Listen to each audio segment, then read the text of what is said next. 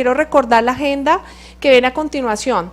Ponencias introductorias de las sesiones paralelas, plenaria. Primero, innovación en la cooperación al desarrollo, a cargo del señor Rafael Grasa, del Instituto Catalán Internacional de la Paz. Segundo, la cooperación sur-sur, potencialidades, retos y oportunidades, a cargo del señor Jorge Dacarer, director ejecutivo de la Agencia de la Cooperación Internacional de Chile. Tercero, las redes, una oportunidad para los actores de la cooperación internacional en Colombia.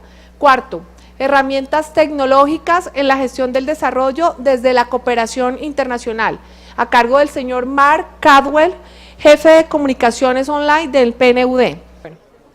En este encuentro desarrollaremos 4 sesiones simultáneas en las horas de la tarde, cuyos insumos se presentarán a continuación, a través de 4 conferencias introductorias. Posteriormente, el grupo se dividirá en 4, de acuerdo con la numeración que en sus puestos entregaremos en este momento.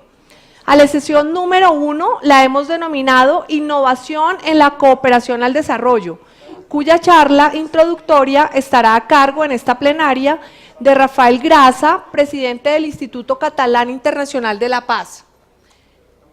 Esta sesión tendrá como objetivo analizar el contexto nacional e internacional actual e identificar los retos para Colombia en el ámbito de la cooperación internacional como instrumento para el desarrollo del país, e identificar a partir de algunas preguntas orientadoras el papel de la innovación en la cooperación para el desarrollo, señalando instrumentos, actores y responsabilidades para lograrlo.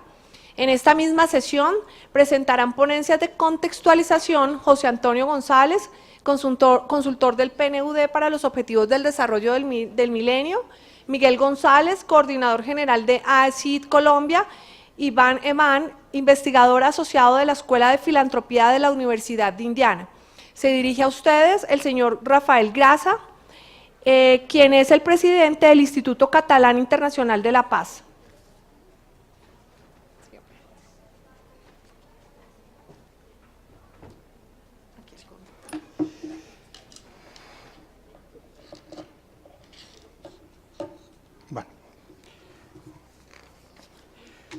Buenos días.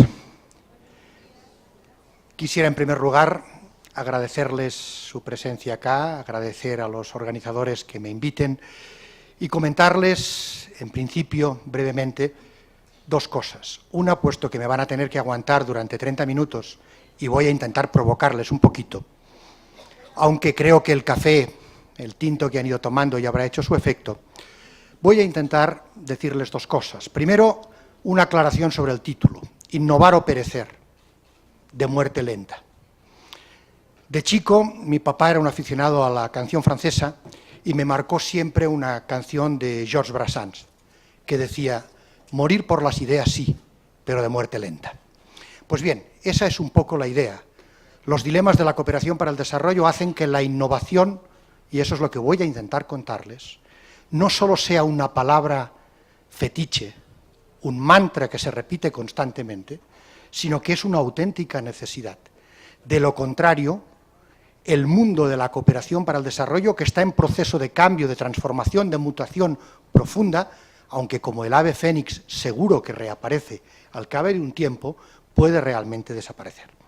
El segundo comentario que quería hacerles era, a ver si, ya pasé una de más, decirles que hablo desde una doble experiencia en 30 años de trabajo práctico y académico. Desarrollo y paz, 2 temas que ahora están vinculados y que hemos visto que estaban ya claramente vinculados, incluso en el discurso inaugural de estas sesiones, el del presidente Santos. ¿Qué se busca con mi intervención y las 3 que van a venir para allá? Soy profesor y no puedo perder la obligación de ser pedagógico. Enmarcar 4 mesas paralelas, con sus submesas, que es la tarea que nos va a ocupar a todos y todas esta tarde. Con esas preguntas orientadoras, por tanto, yo he elegido una visión general. Me voy a centrar más en la innovación y en las buenas prácticas o lecciones aprendidas en cooperación para el desarrollo que en los otros temas que van a ser tratados por los 3 ponentes, los 3 panelistas de esta tarde. Fíjense que el lema de este 10º encuentro es comprometidos con un desarrollo sostenible e incluyente. Esto nos da una pista de los cambios de los últimos 5 años. El desarrollo, yo digo, afortunadamente, vuelve a estar en el centro. La cooperación no es nada más que una herramienta. Podemos cooperar para todo, incluso para hacer el mal. ¿O es que no cooperan los cárteles de la droga? Y mucho. Y cooperan internacionalmente, y cada vez más. Lo importante es cooperar para qué, el objetivo. Y eso es el desarrollo. Sostenible, en el doble sentido de la palabra. El físico, el que era más usual en América Latina, sustentable, que sea factible, que aguante. Y en el sentido también institucional, sostenible porque se pueda replicar y funcione cuando los insumos generadores iniciales ya no estén. Pues bien, la centralidad del desarrollo exige innovar. Y eso nos plantea un problema central sobre el que gira toda la intervención. Los que nos dedicamos a trabajar en desarrollo sabemos que tenemos un problema. La total incongruencia entre el tiempo de la política y el tiempo del desarrollo. El tiempo de la política, de la gestión, de la planeación, es un tiempo corto, 4, 5 o 6 años. A lo sumo, si hay reelecciones, como en su país, en algunos casos y en otros no, etcétera, en los diferentes niveles de gobierno, pues 2 mandatos. Pero en desarrollo no hay ningún indicador sensible que se mueva con capacidad de mostrar causalidad en menos de 10 o 15 años. Por tanto, ahí tenemos un problema sobre el que quiero plantear. Les decía, objetivos básicos. Estos son los objetivos de la mesa 1 que yo introduzco de esta tarde. La centralidad del desarrollo, por tanto, la cooperación como un instrumento para el desarrollo. ¿Qué quiere decir eso? La buena evaluación de la cooperación que hagan todos los actores en Colombia dependerá de lo que haya contribuido al desarrollo. Lo otro es una valoración simplemente instrumental. Lo importante es la finalista. Un segundo objetivo de la sesión de la tarde es identificar, a partir de prácticas y de preguntas, el papel de la innovación en la cooperación, señalando áreas prioritarias, instrumentos, actores y responsabilidades para lograrlo. Esa ya es su tarea. Yo nunca me ingiero en los temas de otro país en los que trabajo. Les daremos señalamientos y son ustedes quienes deberán decidir en su lugar y momento, que tampoco va a ser el lugar en este salón y en los diferentes salones de este día y medio. Y por último, reflexionar con los distintos actores del Sistema Nacional de Cooperación Internacional sobre los retos y oportunidades que ofrecen los cambios sociales y cómo tales retos suponen poner en el centro de la agenda futura la innovación. Como me gusta, por aquello del tiempo, contarles el final de la película al principio, aunque soy un gran aficionado a la novela policíaca, siempre me gusta contar el final, quiero contarles las 2 tesis fundamentales con las que está construida mi exposición. Primero, innovar no debe ser un mantra, una palabra mágica, una consigna a repetir. Eso no sirve de nada. No hay nada menos innovador que repetir 10 veces al día la palabra innovar, a no ser que se haga de 10 formas diferentes, que sería el ejercicio de innovación. Pues bien, lo importante es que la innovación tiene que ser un proceso que lo debe impregnar todo y orientarse a resultados. Y segundo, ¿qué nos dicen los que están trabajando, por ejemplo, en desarrollo del conocimiento, en neurología y sobre todo en neuroconocimiento? Lo fundamental para innovar, para aprender cosas es conectar, hacer conectes entre diferentes cosas. Por tanto, innovar sobre todo supone conexiones y, como yo les digo, relacionar listas de problemas con listas de soluciones y ver que eso nos puede funcionar. Lo que voy a hacer está estructurado en 6 momentos rápidos: la importancia de la innovación del desarrollo. Ahí les voy a intentar decir por qué la doctrina no funciona y voy a analizar 2 explicaciones, una convencional y otra atípica. Me voy a atrever a contarles un cuento para que lo entiendan. En segundo lugar, 3 tipos de aprendizaje en el sistema internacional, dónde estamos en desarrollo, y la parte 4 y 5 serían las más propositivas de ideas que les quedan a ustedes. ¿Qué nos dice, por ejemplo, la CEPAL? Y el PowerPoint estará a disposición suya a través de la página web de la APC y, por tanto, podrán verlo con detalle. Nos dice que la innovación es un elemento central en la estrategia de desarrollo. Es cierto, si el desarrollo es un mecanismo, un proceso dinámico de relacionar actores diversos para lograr satisfacer necesidades básicas, ampliar el margen de elección de las personas y incrementar el bienestar con equidad. Si es todo eso el desarrollo, es fundamental que haya un mecanismo de incentivos de innovaciones. Y además, los datos estadísticos, yo soy un viejo lógico matemático reciclado a politólogo, pero nunca, por tanto, olvido mi formación inicial matemática, lo que nos muestran las correlaciones con mecanismos relativamente sofisticados, pero básicamente con mecanismos de contingencia, es que entre esfuerzo innovador e ingreso per cápita en todos los países del mundo hay una correlación positiva, causal. Invertir en innovación acaba generando incremento de los ingresos per cápita. Al mismo tiempo hay instituciones que han hablado del desarrollo socioinstitucional, es decir, mejorar los productos, los procesos, las organizaciones, moldea la generación y distribución de rentas. Tiene un efecto, por decirlo así, de arrastre. Pues bien, esta es la teoría, pero veremos que la explicación convencional sería esta. Si quieren, perdón, es decir, la exigencia de innovar es más crítica, más urgente, cuanto más cambia el entorno y más profundamente. Sin embargo, se habla mucho de innovación y en los últimos 20 años se ha innovado poco en cooperación para el desarrollo. ¿Por qué? ¿Somos inmunes al virus de la innovación, los que nos dedicamos a estos temas? Y decía que les iba a dar dos explicaciones. Una, la convencional, la clásica, que funciona, pero solo en parte. Este es un mapa realizado por la CEPAL, donde vemos cómo el esfuerzo en investigación, desarrollo, y la I pequeñita es innovación, digamos, en el mecanismo, es muy desigual en el mundo. Los azules muy oscuritos, muy azul marino, son aquellos países que están por encima del 2% del PIB en cuanto a innovación y desarrollo. El azul por debajo, más del 1%, el otro azul oscurito. Y los azules más intermedios son los que están entre el 0,5 y el 1% del PIB. Esta es una explicación.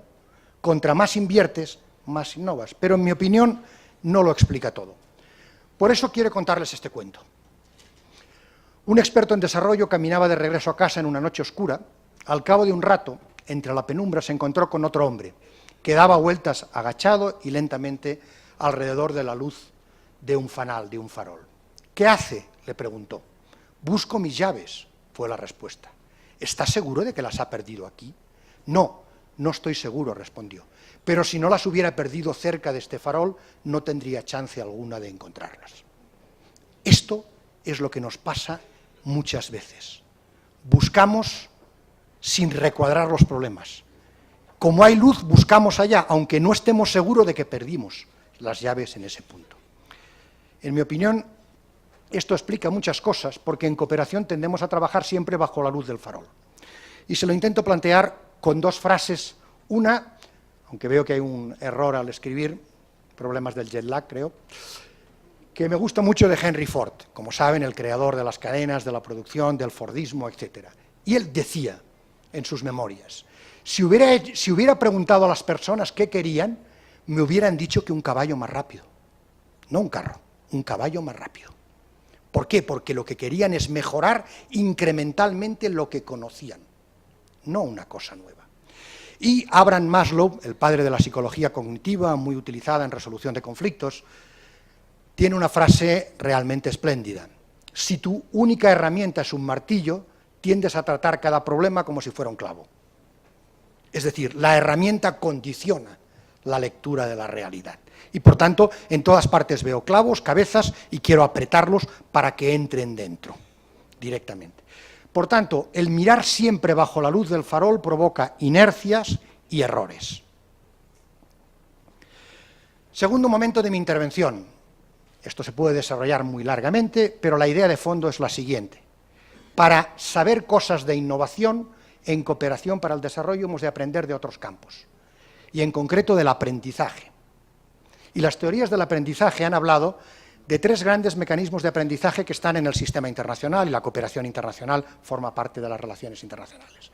El aprendizaje de circuito único, que es la traducción que a mí me gusta de la expresión inglesa, aunque hay otras posibles, donde, si se fijan, es claramente uno, como en el cuento, busca las llaves bajo la luz del farol. Es decir, uno ve un resultado, no le gusta el resultado y analiza qué ha hecho mal en las acciones que llevaron a ese resultado. Por tanto, simplemente se focaliza en las políticas, en las prácticas, en las normas que existen, y lo único que quiere es mejorar incrementalmente. No digo que no funciona, pero no funciona para grandes problemas o dificultades. Segundo tipo de aprendizaje, el aprendizaje de doble circuito, donde no hay que reflexionar sobre las prácticas políticas y normas solo, sino que hay que rediseñar productos, procesos y métodos. Y esto no es lenguaje empresarial, sirve para organizaciones, incluyendo de la sociedad civil, o para las Fuerzas Armadas, o para los gobiernos nacionales, o para los diferentes departamentos. Forma parte de lo que se llama reingeniería de procesos, cada vez más utilizada en algunos mecanismos. Pues bien, presupone un proceso consciente para generar nuevas formas de hacer las cosas en respuesta a los cambios del contexto. Por tanto, como ven, el que piensa se ha movido más allá de la luz existente. Y el tercer tipo de aprendizaje es el de triple circuito, donde es la forma más alta de autoexamen que puede tener una organización. Se puede cuestionar todo, los objetivos, la finalidad, la racionalidad, la forma de organización, y por tanto al final se puede cambiar la estructura, la cultura y las prácticas. Se trata de repensar la iluminación. Fíjense qué bien le hubiera ido el del cuento si hubiera tenido una linternita frontal para poder iluminar todo el terreno donde le perdió. Aquí, hasta ahora las bromas, aquí la teoría. Este es el esquema clásico para explicar los tres circuitos. Si se fijan, tiene mucho que ver con la tarea de la cooperación para el desarrollo. Normalmente nosotros solo miramos las cosas linealmente, de aquí hacia allá. Cada organización tiene sus contextos, sus mecanismos, sus mandatos, prácticas, normas, políticas, hace unas acciones y hace resultados. Y cuando los resultados no nos convencen en la evaluación, simplemente nos quedamos mirando acá o un poquito más allá. El aprendizaje de un circuito quiere decir que nos fijamos en esto, el de dos en las prácticas y en las normas, y el tercero ya ve la totalidad de la estructura. Recapitulemos. Todo esto es lo que ha pasado en los últimos 8 años en el mundo de la cooperación al desarrollo. La academia, los que nos dedicamos a estos temas, cada 6 años tenemos más o menos como promedio debates muy serios, sanguinarios, aunque simbólicamente solo, sobre si la OD es útil o no es útil, si es fungible, si se va por la bañera con todo lo demás o si sirve para alguna cosa, etc. Ahora estamos en una nueva fase importante de eso y proliferan los que dicen, el AOD no sirve, busquemos otras cosas. Eso es primer circuito. Solo miramos si las acciones provocan un resultado. Si el resultado no es el que nos convence, pensamos que la acción está equivocada. Por tanto, que el AOD no sirve. Ha habido un debate sobre dobles circuitos, sobre otras fuentes de ingresos, remesas, filantropía, inversión directa extranjera, comercio, etcétera, etcétera, etcétera, en el debate. Y por último hay triples acciones como la de postdesarrollo, por hablar de un colombiano clásico, Arturo Escobaris, un libro ahora reeditado en Colombia, aunque es la versión en castellano de un libro ya antiguo de los años 90 o de algunos de los capítulos más importantes. Declaración de París era un solo circuito, unidimensional, eficacia y eficiencia, tecnocrático. En Accra ya cambió y ya empezó a ser doble circuito. En Busan claramente era doble circuito, ya está pensando más cosas. Y Río+20 y post-2015, que es el debate donde estamos ahora, es un debate que probablemente va a acabar en triple circuito. Mi pronóstico, en 10 años, el sistema internacional de cooperación al desarrollo no se va a parecer en nada al que ahora conocemos, en nada. Y el que no sepa adaptarse a ese cambio, tan importante como la innovación es la adaptación, habrá desaparecido por el camino. Pues bien, hay que repensar muchas cosas, no hay doctrina y por tanto hay cosas buenas y malas. Podría darle muchos ejemplos. Este es, por ejemplo, un típico análisis solo de doble circuito, sin ir más lejos.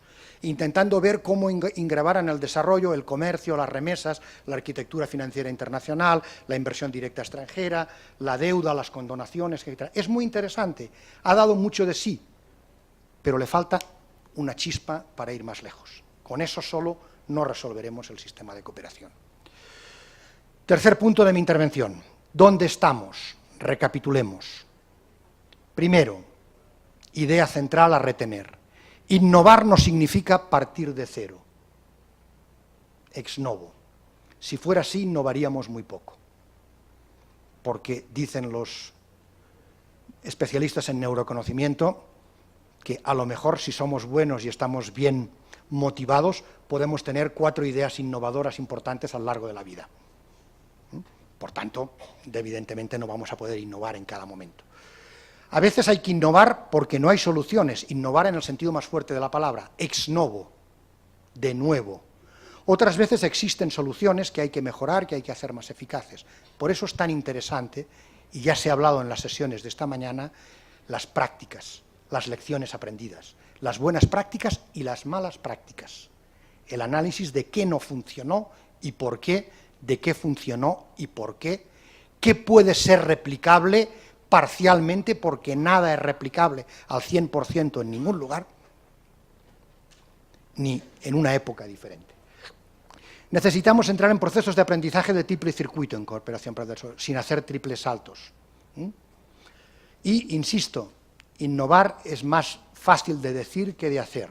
La prueba del 9 es ver si alguien no habla de innovación, sino la busca. Y hay muchas herramientas. Yo tengo muchas ganas de jugar con el interesante mapa que nos presentó la directora general de la APC antes, porque a mí me gustan mucho los mapas. ¿Pero por qué? Porque recuerdo lo que aprendíamos de los mapas y de los planisferios en 2 dimensiones o de los de 3 dimensiones, digamos ya, en la etapa medieval. El mundo desconocido, el non plus ultra, el no sé qué. Los mapas sirven para planificar, no solo para informar. Podemos usar esa herramienta para saber dónde no estamos, preguntarnos por qué, ver otro tipo de cuestiones y ver cómo podríamos estar. Por tanto, exige la innovación reglas, tratamientos diferentes. Cuarto momento de mi presentación. ¿Cómo afrontar los retos? Algunas ideas básicas del mundo del I más D más I. Y siempre me gusta hacerlo con frases. Probablemente Picasso lo dijo mejor que nadie. La inspiración existe, pero tiene que encontrarte trabajando. Si no estás en el taller trabajando, la innovación no llega.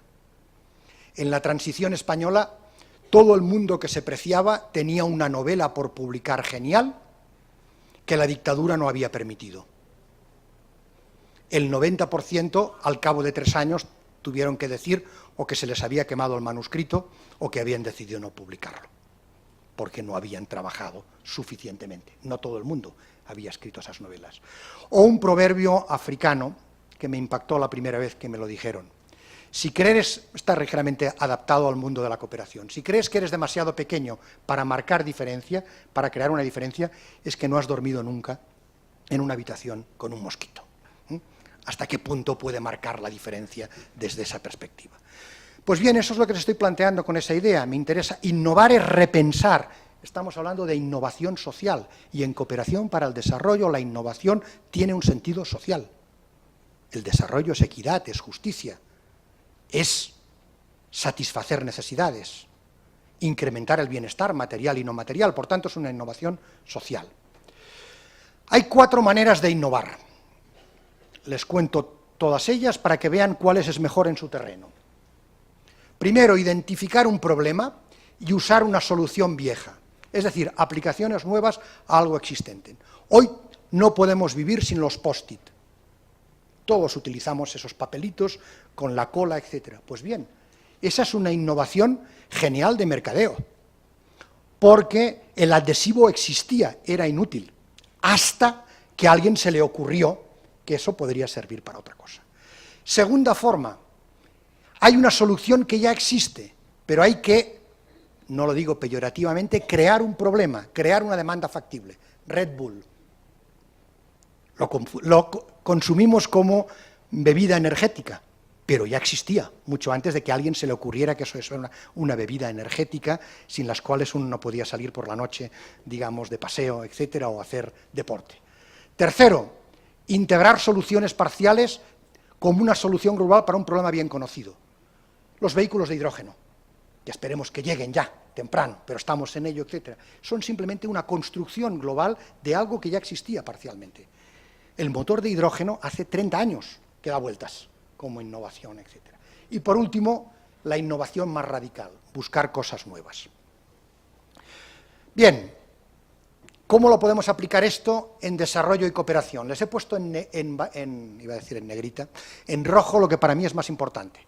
Innovar productos, y ojo, productos también sirve para cooperación para el desarrollo. O no ofrecemos productos en cada uno de los lugares, etcétera, desde esa perspectiva. Innovación en procesos, la clave. Para mí es lo fundamental. Si no innovamos en procesos, la cooperación para el desarrollo irá perdiendo progresivamente impacto en la sociedad y un día, no sabemos cuándo, habrá sido sustituido por otra cosa. Innovación en la posición y en el rol, cambios en el contexto, en los productos.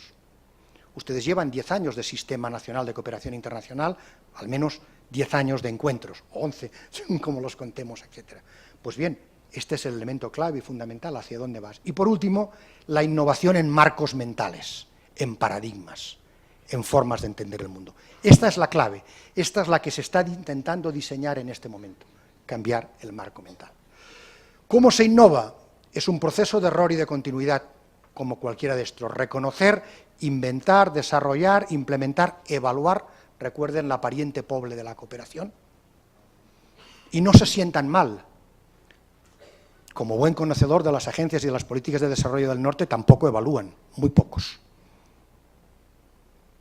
Me sobran dedos de las dos manos si les tuviera que decir buenas experiencias de evaluación en países del CAD, del Comité de Ayuda al Desarrollo. Con 6 o 7 acabaría, siendo generoso.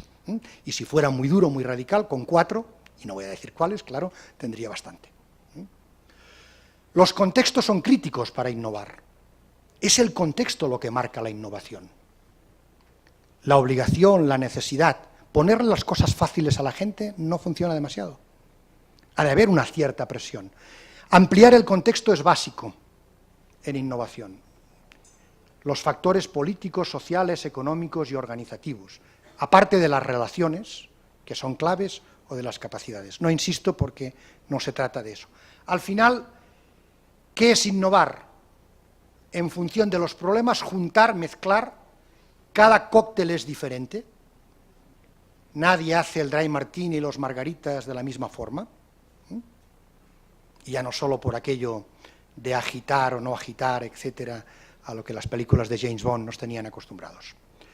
Por tanto, es mezclar estos 5 elementos que tienen ahí de una forma u otra. Quinto momento, penúltimo de mi intervención. Algunos ejemplos y lecciones aprendidas que les doy. Señalo 4 y luego veo alguno en detalle. Pensar de forma diferente el desarrollo. Aprendamos la lección. El norte le ha costado mucho de aceptar, aunque forma parte desde el año 85 y 86 de la Declaración del Derecho al Desarrollo de Naciones Unidas. No hay un único modelo de desarrollo, hay desarrollos. Pero es que en el sur está pasando lo mismo. El desarrollo y la paz se pueden diseñar, necesitan lineamientos generales, nacionales, pero se implementan en lo concreto en los territorios, en las comunidades, en los municipios, en las veredas. Si no, no es factible. ¿Qué sabemos? Descentralizar, conocimiento local, algo que está funcionando mucho, y ustedes tienen una enorme riqueza, se recordaba en la lección, multicultural y multiétnica, lo que ahora llamamos en epistemología el diálogo de saberes. El diálogo del saber tradicional, convencional, indígena, con los nuevos saberes. Dan bastante de sí si se dialoga, se trabaja juntos. La adaptabilidad, que resulta ser más útil que la escalabilidad. Todas las organizaciones queremos ser escalables, pero al final ser adaptable es más importante. Futuros imaginados, lo que los suecos han llamado motores de cambio, teorías del cambio social, o otro tipo de cuestiones. Veamos algunos de ellos rápidamente. Primero, acostumbrémonos a mirar al revés. Es decir, esta sería una cadena de resultados clásica de gestión por resultados en desarrollo. Ustedes la conocen todos. Pues bien, de lo que se trata es de mirarlo al revés, desde el impacto ir a ver los resultados, los productos, las intervenciones, los insumos. Es decir, darle la vuelta a la cadena. Exactamente lo que se dice imaginar un futuro. Si yo quiero en 10 años llegar a X, ¿por qué procesos, fases, etapas deberé pasar para llegar a X? Pensando incluso los obstáculos que me encontraré. Manejo a partir de resultados de desarrollo. Ahí una obsesión particular.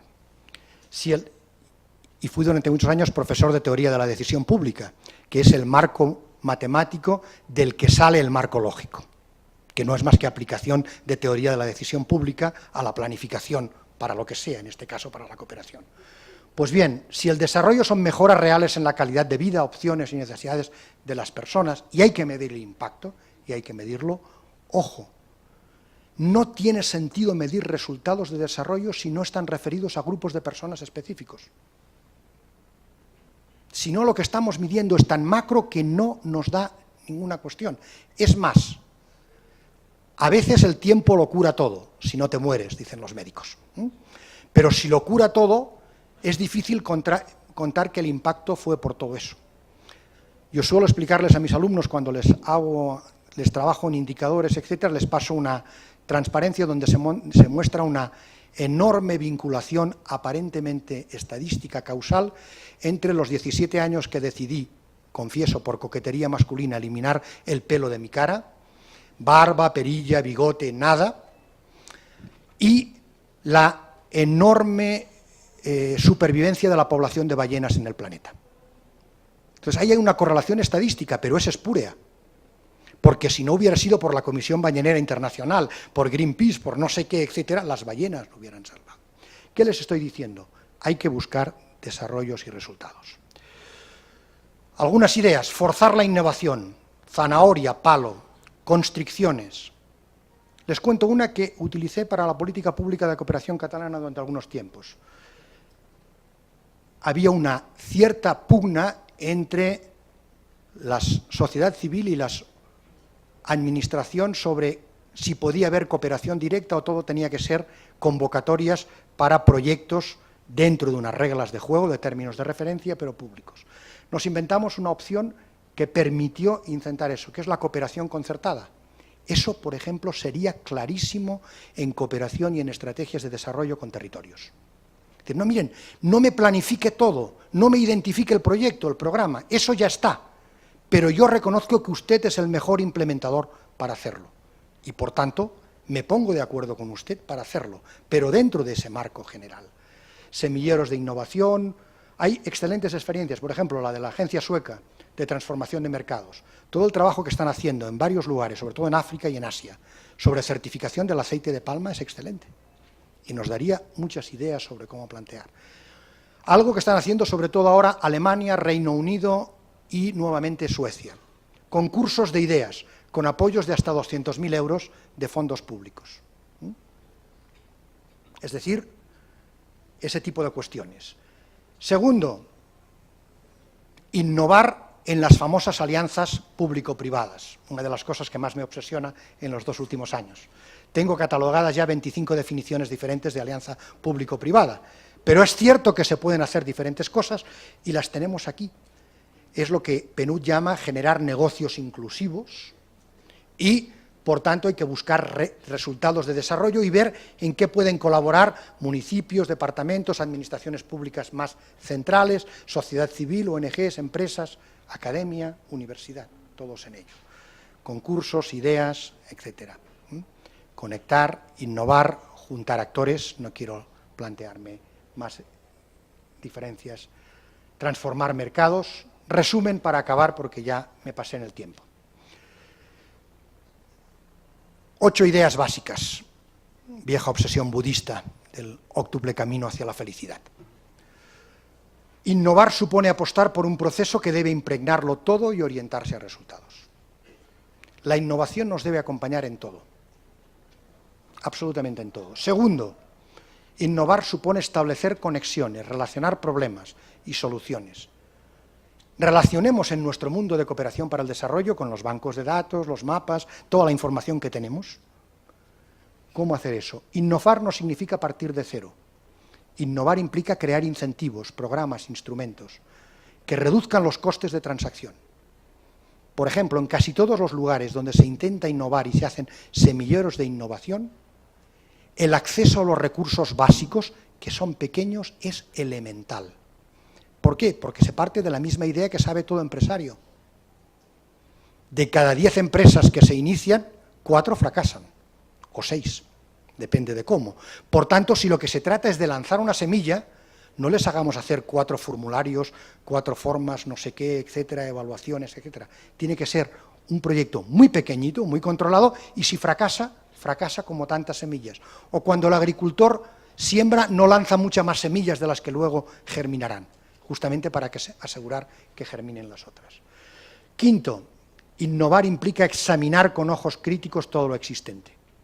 Y eso me atrevo a sugerir que pueden hacerlo en el Sistema Nacional de Cooperación Internacional, que es lo que existe. Innovar implica crear bancos de datos de innovaciones, recopilar innovaciones. Ninguna es replicable, pero nos dan ideas. Tiene que haber un procedimiento de descripción estándar que permita avanzar. Hay buenas prácticas compartibles de todos los actores del sistema colombiano.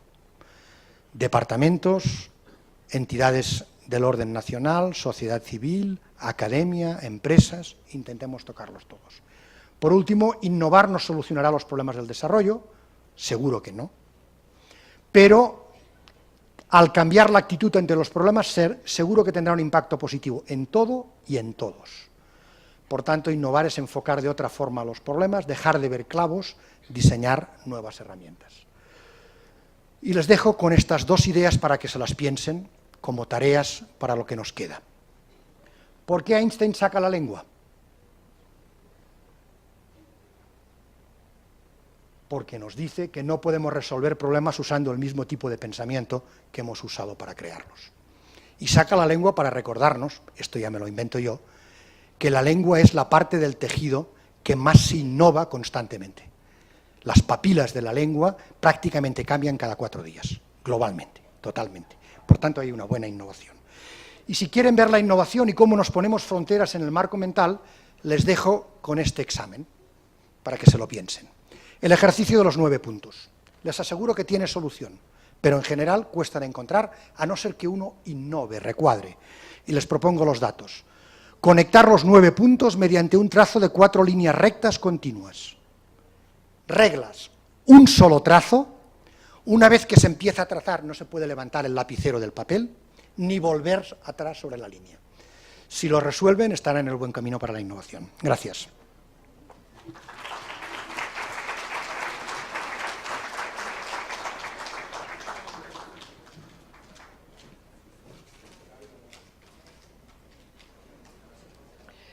Muchas gracias, señor Grasa.